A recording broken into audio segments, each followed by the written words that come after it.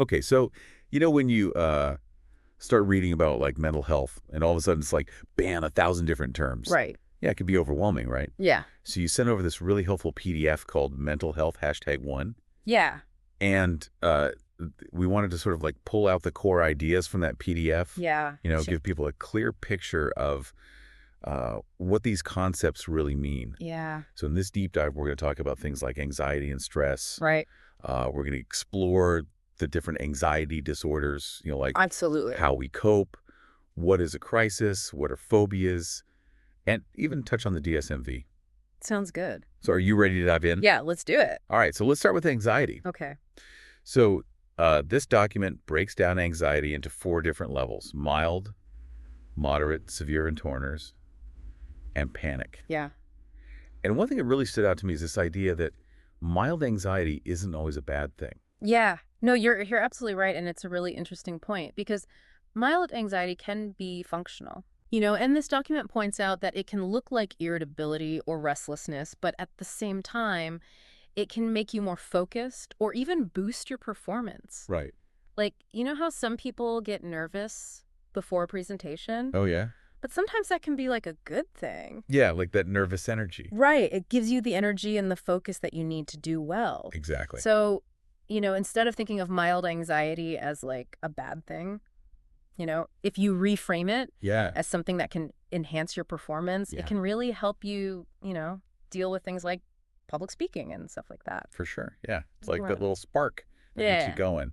But then there's moderate anxiety. Right. And that's when things start to feel a bit more real, Mm-hmm. physically. Yeah. Like your heart rate increases, or you Yeah. start sweating, and then, mentally things might feel a little cloudy. Yeah, and with moderate anxiety, that's when you really start to notice that both your body and your mind are reacting to whatever is stressing you out. Right. Your heart might be racing, you might sweat, and it can be hard to concentrate. Yeah, absolutely. And there's severe anxiety.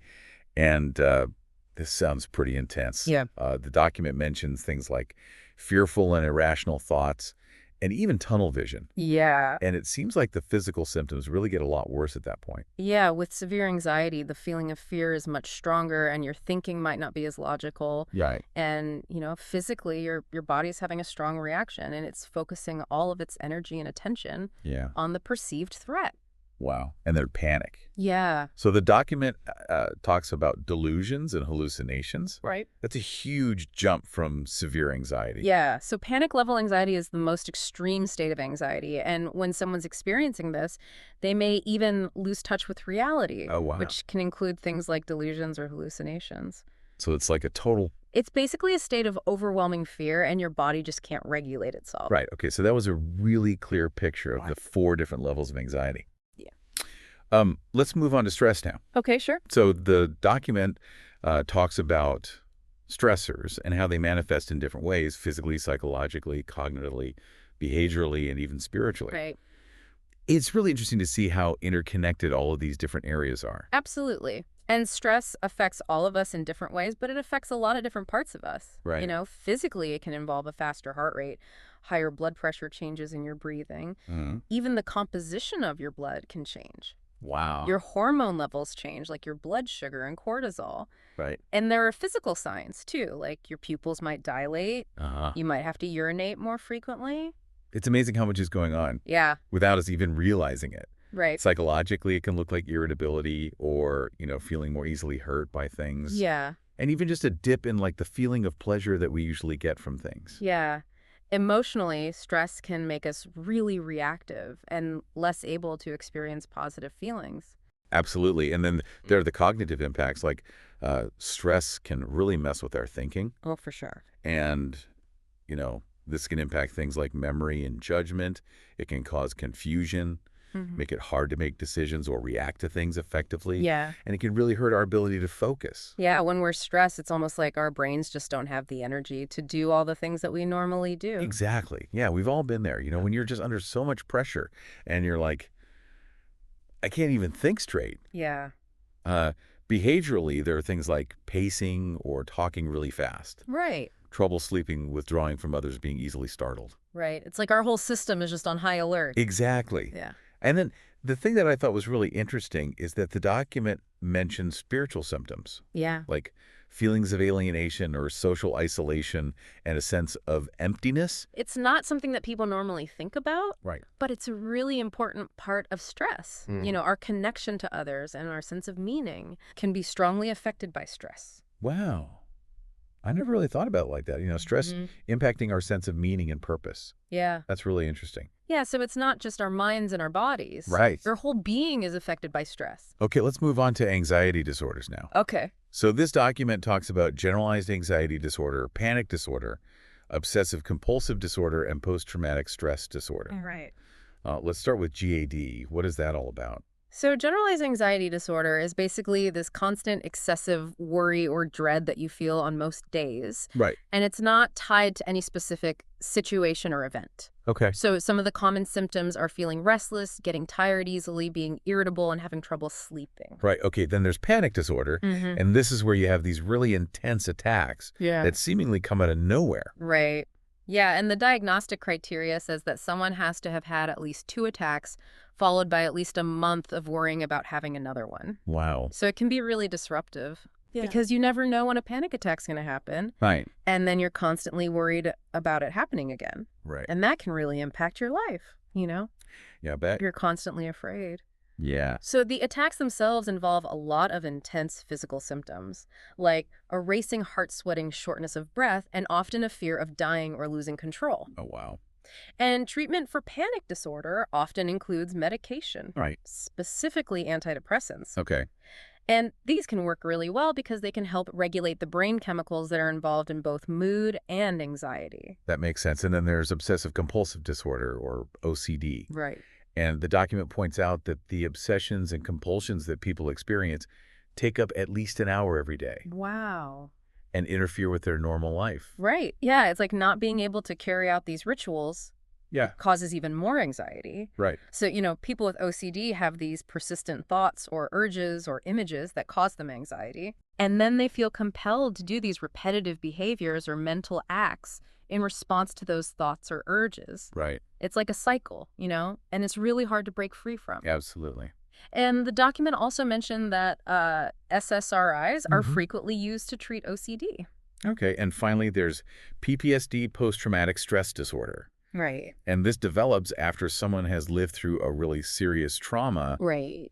And the document talks about recurring flashbacks. Right. And I can't imagine how difficult that must be. Yeah, it can be really hard. And it can lead to, problems with your social life and a lot of anxiety. Right, because with PTSD, the traumatic experience is constantly being relived in different ways, Right. like through flashbacks or nightmares, and that can lead to people avoiding anything that reminds them of the trauma. Yeah. And it can make it hard to enjoy things that they used to enjoy. Right. And, people with PTSD are also often very on edge and hypervigilant, just waiting for something bad to happen. Yeah. The document mentions being easily startled. It's like a common symptom. Yeah, exactly. Okay, so looking at how these anxiety disorders are treated, the document talks about both psychotherapy, Right. like psychoanalysis, Yeah. and cognitive behavioral therapy. Right. But it also talks about medications, specifically anxiolytics. Yeah. So can you tell us a bit more about that? Sure. So anxiolytics are basically medications that are designed to reduce anxiety symptoms. Okay. And there are 2 main types that are mentioned in the document, benzodiazepines Right. and barbiturates. Okay, so benzodiazepines, those are the ones that usually end in PAM or LAM. Right, exactly. Okay. So those are really fast acting. Okay. And so they're often used for short-term relief of severe anxiety Okay. or to manage seizures, but they're usually not prescribed for more than 4 months Okay. if someone's taking them on a regular basis. Got it. And some of the common side effects are drowsiness, dizziness, fatigue, Right. and some gastrointestinal issues like constipation, diarrhea, dry mouth. Right. And then what about barbiturates? So barbiturates are longer acting, Okay. which means they stay in your system for longer, like 3 to 5 days. Wow. Okay. And they do have a higher risk of dependence Right. and overdose. So they're not prescribed as often as benzodiazepines, That makes sense. but they can be really effective. Okay. So the document also outlines 3 different ways of coping: adaptive coping, defensive mechanisms, and maladaptive coping. Right. And it seems like, the goal is to try and use more of those adaptive strategies. Absolutely. And I think it's interesting how adaptive coping mechanisms usually involve facing whatever is causing the stress Yeah. or seeking out connection with others, whereas the maladaptive coping mechanisms Yep. usually involve avoidance and isolation. So it's really important to look at your own reactions and try to figure out Yeah, which coping mechanisms you're for using. sure, for sure. So tell me a bit more about adaptive coping. Sure. So adaptive coping mechanisms are positive ways of dealing with stress, and they generally require less energy in the long run. So some examples are, seeking out support from other people, Mm-hmm. finding healthy ways to release tension, Right. making positive changes in your behavior, Yeah. setting achievable goals, and actively trying to solve the problems that are causing you stress. Right. That makes sense. Yeah. And then there are the defensive mechanisms, Right. which I find really fascinating. Yeah. It says there are unconscious ways that our minds protect us from anxiety. Right. It's like our mind is automatically protecting us from difficult emotions Yeah. without us even realizing it. Yeah. And that can be a good thing sometimes, Yeah. but, if that's the only way that you're dealing with stress, Right. then it can prevent you from actually dealing with the root of the problem. Right. So it's only a problem if it's your only way of coping. Exactly. Okay. And then maladaptive coping mechanisms. Yeah. So these are ways of coping that are used to avoid conflict or stress, Right. but they end up getting in the way of progress. Yeah. So things like engaging in rituals or using substances excessively, overeating, or withdrawing from reality. Right. Those are all pretty clearly, not great long-term solutions. Yeah. Those are all really good examples of maladaptive coping mechanisms because they might provide temporary relief, but they make the original problem worse Right. in the long run. Absolutely. The document also talks about what a crisis is, Right. and it defines it as basically a stressful event that requires us to adapt. Yeah.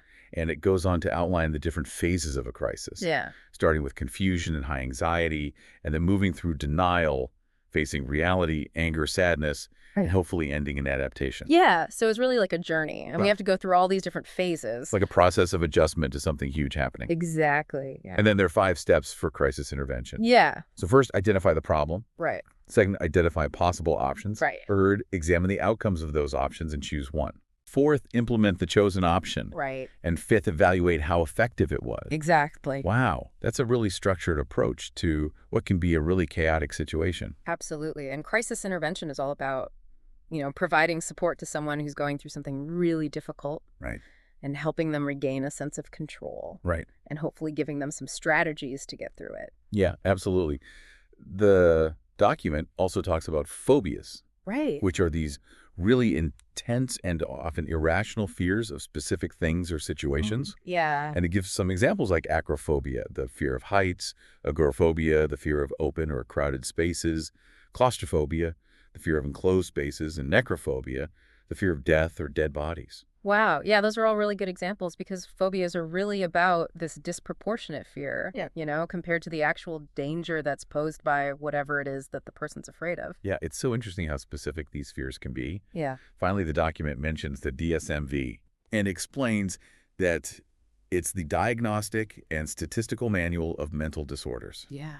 And this is basically the book that mental health professionals use Right. to describe and diagnose mental health conditions. Right. And it's based on, clinical experience and all the research that's out there. Exactly. It's the standardized guidebook, Yeah. for all mental health professionals. Yeah, it gives a ton of examples of the disorders that it covers. Right. Like everything from depression and schizophrenia to stuttering and even fetishism. Yeah, it's really broad. Yeah, so it really shows how broad the scope of mental health really is. Absolutely. Well, this has been a really great deep dive. Yeah, I think so. We've covered a lot of the core ideas from this document you sent over. Right. And it's really clear that, understanding these terms and the distinctions between them is an important first step in not only making sense of information that you encounter, but also in recognizing when you or someone you know might need some support. Absolutely. And just having a clearer understanding of these basic concepts can really empower you Yeah. to better understand your own experiences Yeah. and then, seek out help when you need it. Right. So thinking back to the different levels of anxiety that we talked about earlier, what are some everyday situations where you might recognize yourself experiencing mild anxiety now? That's interesting. Yeah, and could understanding that mild anxiety can actually be helpful, Yeah. change how you see those moments. Yeah, I think a lot of times we just label nervousness as a bad thing, Right. but maybe sometimes it can actually be giving us a little bit of an edge. Right. Maybe it's like that extra push that we need Yeah, to get things done. exactly. Well, that's all the time we have for today, but this has been a really great conversation. Yeah, thanks for having me. Thanks for coming on the show. Yeah. And for all of you listening out there, thanks for joining us on this deep dive. And don't forget to check out the show notes for links to all the resources that we mentioned today. Yeah. Until next time, See ya. bye.